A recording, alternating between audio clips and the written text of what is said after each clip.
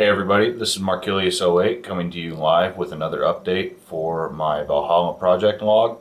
I have not had an opportunity to work on my lists yet, so I decided to go ahead and put my armies together, lay them out, and show you guys what I have. So this first video is just an overview of what I have. I may do a follow-up video explaining kind of why I have things how they are, but without further ado, here is the Nurgle. And we'll just start on this side. What we've got are 5 bikers. There's supposed to be 2 squads of 3. Power weapon, combi, melta bombs on the champion, and then just meltas on the other 2. I actually have 21 bikers that I need to assemble. And then going over here, 4 of the first 5 Plaguemarines I ever made and painted. They look really horrible because I was just messing around one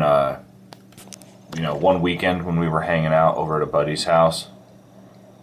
But yeah, I apologize for the lighting; it's still pretty poor.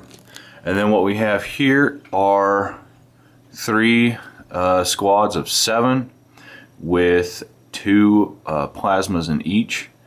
These guys, the ones in the back here, still need their backpacks assembled. These guys were just recently finished, and then these 2 I pulled the flamers off of and went ahead and converted some Space Marine plasmas to work for them.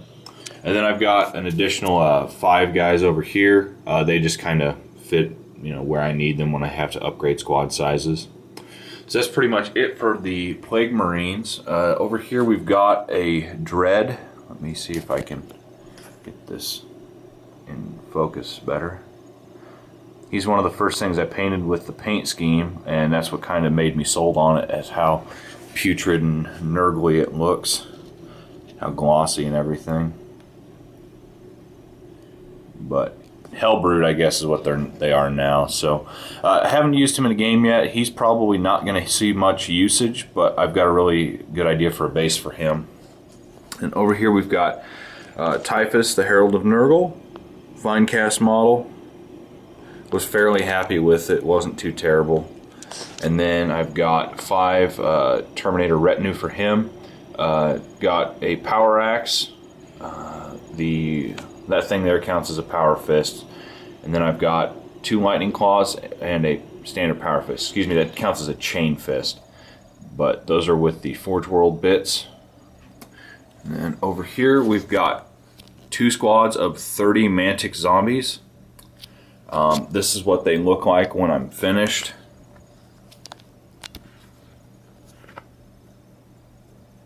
If it'll bring it into focus, anyways. But pretty simple. It's just there's a lot there to paint. Here I have a sorcerer. He is blue tack to a bike base to just proxy for a biker sorcerer. Same thing with this guy, just a lord from the Dark Vengeance set. Blue tack down as a proxy. And then over here is my Daemon Prince of Nurgle. He is my pride and joy of this army. I'm trying to figure out a way to run him in a list and actually be effective with him and not use up too many points. Custom black mace, really proud of how that's turning out.